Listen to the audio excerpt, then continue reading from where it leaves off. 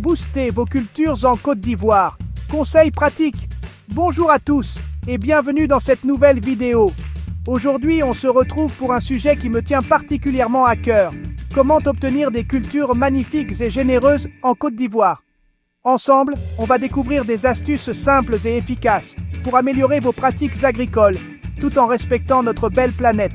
On parlera semences, rotation des cultures, irrigation, compost, bref, tous les ingrédients pour une agriculture plus responsable et productive. Alors, vous êtes prêts à faire passer votre potager au niveau supérieur? Mettez vos gants de jardinage et allons-y. Le choix des semences, la base d'une récolte réussie. Le choix des semences est une étape cruciale pour garantir une récolte abondante et de qualité. C'est le point de départ de toute culture réussie. Pour des cultures au top, tout commence par une base solide. Les semences, une bonne préparation du sol et le choix des bonnes semences sont essentiels pour maximiser les rendements. Oubliez les sachets poussiéreux trouvés au fond du tiroir. On vise l'excellence. Les vieilles semences peuvent avoir une faible capacité de germination et entraîner des récoltes médiocres. Optez pour des semences certifiées, un gage de qualité.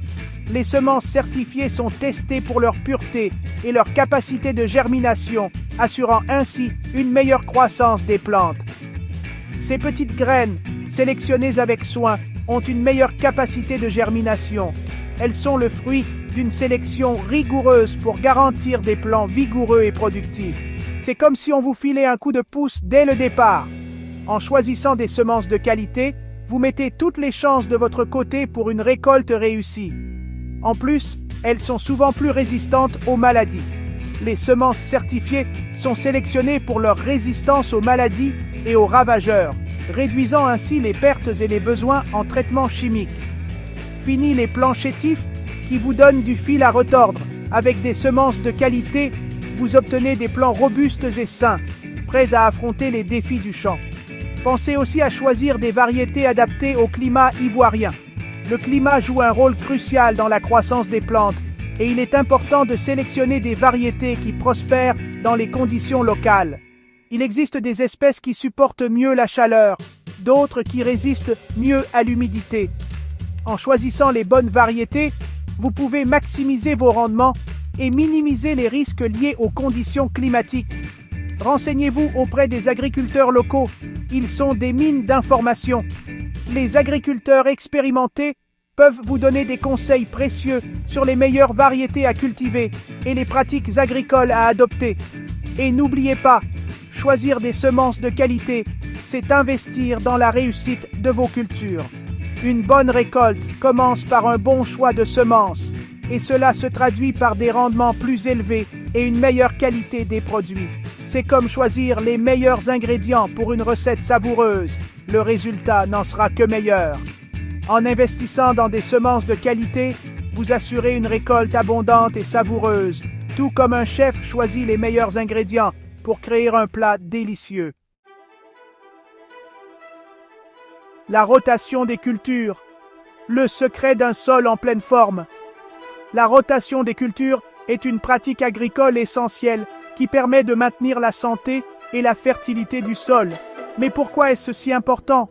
Imaginez un peu, vous mangez toujours la même chose, jour après jour. Pas très appétissant, n'est-ce pas? Résultat, carence, fatigue, et franchement, on se lasse vite. Votre corps manque de nutriments essentiels et vous perdez de l'énergie. Eh bien, pour le sol, c'est pareil. Cultiver toujours la même plante au même endroit, c'est l'épuiser. Le sol se vide de ses nutriments et devient moins fertile. La solution? La rotation des cultures. En changeant les cultures chaque année, on permet au sol de se régénérer. On change les plantes de place chaque année. Comme ça, le sol profite de nutriments différents. Chaque type de plante apporte et utilise des nutriments spécifiques, ce qui aide à équilibrer le sol. C'est comme un buffet à volonté pour la terre. Le sol reçoit une variété de nutriments, ce qui le rend plus riche et plus fertile. Et en plus de chouchouter votre sol, la rotation des cultures permet de limiter les maladies.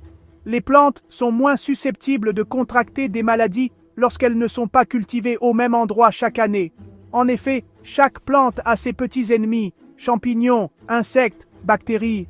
Ces nuisibles peuvent causer des ravages si on ne change pas les cultures de place.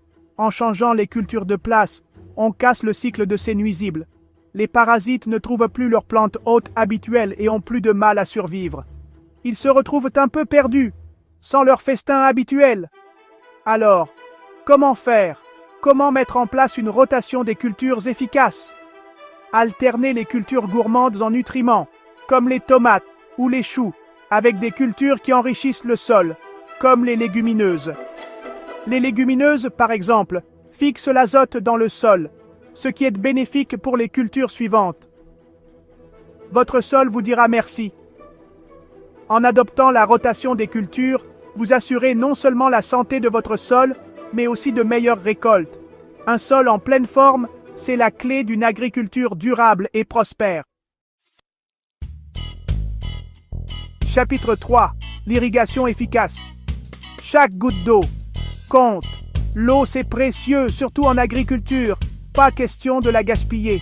Alors, pour arroser vos cultures intelligemment, plusieurs options s'offrent à vous. Le goutte à goutte, par exemple, c'est la Rolls-Royce de l'irrigation. L'eau est acheminée directement aux racines, pile poil ce qu'il faut, sans en perdre une goutte. Autre technique efficace, l'irrigation par sillon. On crée des petits canaux entre les rangs de plantes et on laisse l'eau s'infiltrer doucement. Simple et efficace. Et puis, il y a les techniques traditionnelles, comme l'arrosoir, parfait pour les petites surfaces, ou encore l'arrosage par aspersion, qui imite la pluie. Le plus important, c'est d'adapter la méthode d'irrigation à vos cultures et à votre environnement. Observez bien vos plantes, touchez la terre pour vérifier l'humidité, et arrosez au bon moment, ni trop peu. Chapitre 4. Le compost, l'or noir du jardinier. Et si je vous disais qu'on peut transformer nos déchets de cuisine en un engrais naturel et efficace? Oui, vous avez bien entendu. Le compost, c'est magique. Il suffit de récupérer les épluchures de légumes, les coquilles d'œufs, le marc de café et de les laisser se décomposer tranquillement. Résultat, un super compost riche en nutriments qui va nourrir vos plantes et améliorer la structure du sol. Fini les engrais chimiques, place au naturel. Le compost, c'est un peu comme un festin pour les micro-organismes du sol. Ils se régalent et en échange, ils rendent de la terre plus fertile. Pour réussir votre compost, il suffit de respecter quelques règles simples. Alterner les matières sèches et humides, brasser régulièrement pour aérer le tout. Et voilà, en quelques semaines, vous obtiendrez un compost de qualité, prêt à être utilisé dans votre jardin. Chapitre 5. Le contrôle biologique des ravageurs. Des solutions douces pour protéger vos cultures. Qui dit jardin, dit forcément petites bêtes. Ces petites créatures jouent un rôle crucial dans l'écosystème de notre jardin. Mais attention, tous les insectes ne sont pas des ennemis. En fait, beaucoup d'entre eux sont essentiels pour maintenir l'équilibre naturel. Certains sont même de précieux alliés pour lutter contre les ravageurs. Par exemple, les coccinelles sont des prédateurs naturels des pucerons. C'est ce qu'on appelle le contrôle biologique, une méthode naturelle et respectueuse de l'environnement. Cette approche permet de réduire l'utilisation de produits chimiques nocifs. Par exemple, la coccinelle, c'est un peu la meilleure amie du jardinier. Elle peut consommer jusqu'à 50 pucerons par jour, ce qui en fait un allié redoutable. Elle raffole des pucerons, ces petits insectes qui s'attaquent aux plantes. En les éliminant, elle protège nos cultures de manière naturelle. Alors, au lieu d'utiliser des pesticides chimiques, on peut attirer les coccinelles dans notre jardin en plantant des fleurs qu'elles aiment, comme la lavande ou le souci. Ces plantes non seulement embellissent notre jardin, mais elles créent aussi un habitat favorable pour les insectes bénéfiques. Autre technique efficace, les purins de plantes. Ces préparations naturelles sont utilisées depuis des siècles pour renforcer les plantes. On fait macérer des plantes, comme l'ortie ou la prêle dans de l'eau, et on obtient un purin qui va fortifier les plantes et les rendre plus résistantes aux maladies. Ce processus est simple et peut être réalisé par n'importe quel jardinier amateur. C'est simple, économique, et ça marche.